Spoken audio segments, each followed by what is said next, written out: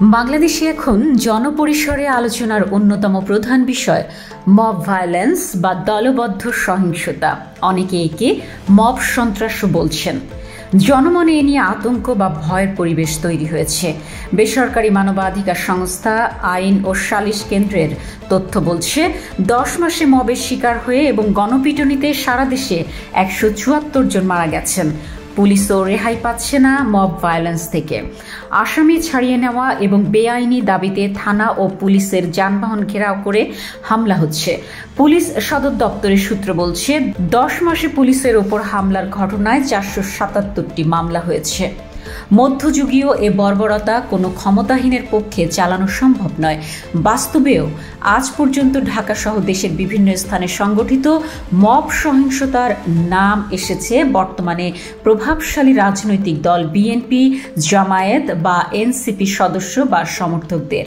গত বছরের 5ই আগস্ট গণ আন্দোলনের মুখে তৎকালীন সরকার প্রধান আওয়ামী লীগ সভানেত্রী শেখ হাসিনা সহ দলের বেশিরভাগ নেতা দেশ ছেড়ে যান অথবা দেশের ভেতরেই আত্মগোপন করেন। মূলত ওই দিন থেকেই দেশব্যাপী ছড়িয়ে পড়ে মব সন্ত্রাস।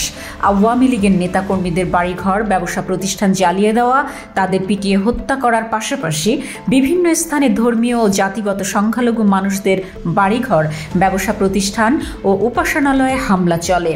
এই সময় বহু মাজার ধ্বংস করার পাশাপাশি মাজারপন্থী ও বাউল সহ নানা ভিন্ন মতের মানুষকেও এর শিকার বানানো হয়।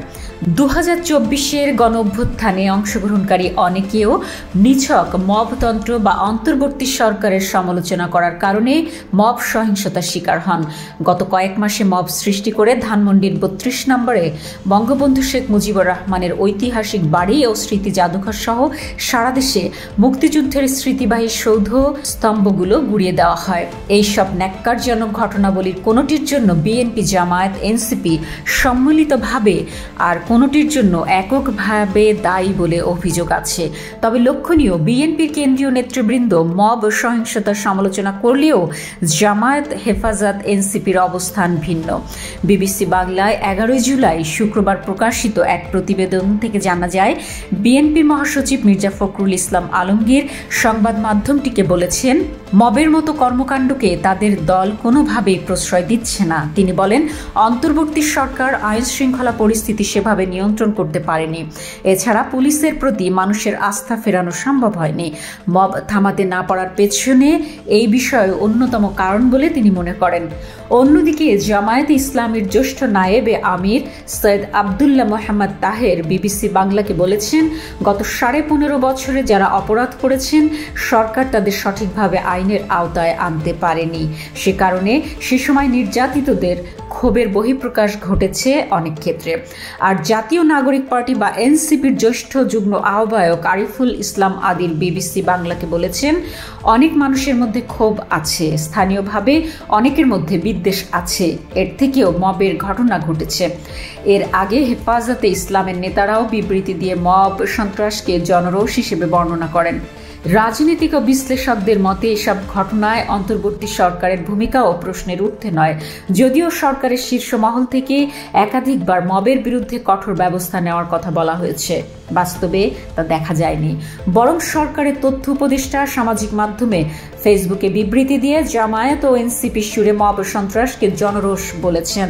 প্রধান উপদেষ্টার প্রেস সচিব সম্প্রতি এক অনুষ্ঠানে প্রকাশ্যে মবকে ক্ষুব্ধ মানুষের প্রেসার গ্রুপ বলে বর্ণনা করেন। রাজনৈতিক বিশ্লেষকদের ভাষ্য অনুযায়ী দীর্ঘ 11 মাসের পর্যবেক্ষণে এটা পরিষ্কার যে সরকার আসলে মব সহিংসতা বন্ধ করতে চায় না, বরং তাদের এক ধরনের প্রচ্ছন্ন সমর্থন রয়েছে এর প্রতি। তাদের মতে এর পেছনে অস্থিতিশীল পরিস্থিতি তৈরি করে নির্বাচন প্রলম্বিত করার চিন্তাও থাকতে পারে। তবে সরকারের গুম কমিশনের সদস্য ও মানবাধিকার কর্মী নূর খান লিটন বিবিসি বাংলাকে বলেছেন, কোন শক্তি একের পর এক মব তৈরি করে দেশকে একটা পরিস্থিতির দিকে নিয়ে যেতে চাইছে যাতে পরিবেশ অস্থিতিশীল হয়। চলমান মব সন্ত্রাসের পেছনে সরকারের কোনো বিশেষ উদ্দেশ্য অথবা অন্য কোনো মহলের ইন্ধন থাকুক না কেন, এটি গণঅভ্যুত্থানকে ব্যর্থ করে দিচ্ছে, এটা পরিষ্কার। মানবাধিকার সংগঠনগুলো বলছে, দেশের আগেও বিভিন্ন সময় মব দলবদ্ধ বিশৃঙ্খলা তৈরি করে, যা গণপিটুনিতে মানুষ হত্যার ঘটনা ঘটেছে। কিন্তু গত 11 মাস ধরে দেশের প্রায় সর্বত্র যে মব সন্ত্রাস চলছে তা নজিরবিহীন। মূলত নিজেদের হীন রাজনৈতিক উদ্দেশ্য পূরণই এসবের লক্ষ্য, তা অস্বীকার করা যাচ্ছে না। বামপন্থী দলগুলোর অনেকের সাথে কথা বলছি, তাদের মধ্যে কমিউনিস্ট পার্টির সাধারণ সম্পাদক রুহিন হোসেন প্রিন্স, তার সঙ্গে কথা বলছিলাম। তিনি যেটা বলছেন যে তিনি মনে করেন যে সরকার যদি না চায় তাহলে এ ধরনের মব হতে পারে না। তিনি মনে করেন এই জায়গায় সরকারের ভূমিকা নিয়েই প্রশ্ন আছে। বিশ্লেষকদের অনেকেও কিন্তু এই একইভাবে বলছেন যে আসলে যখন রাষ্ট্র বা সরকার চাইবে না তখন মানে মব তৈরি করা বেশ কঠিন হয়ে দাঁড়ায়। সেখানে কোনো ঘাটতি আছে কিনা সেটা তারা প্রশ্ন তুলছেন। এই রাজনৈতিক অপশক্তিগুলো যে সরকারের প্রশ্রয় পাচ্ছে তাও জনগণের কাছে ভালো কোনো বার্তা দিচ্ছে না। এসবের ফলস্বরূপ মানুষ যদি আবার আওয়ামী লীগের দিকে হেলে পড়ে তাহলেও বিস্ময়ের কিছু থাকবে না। AR news desk, London.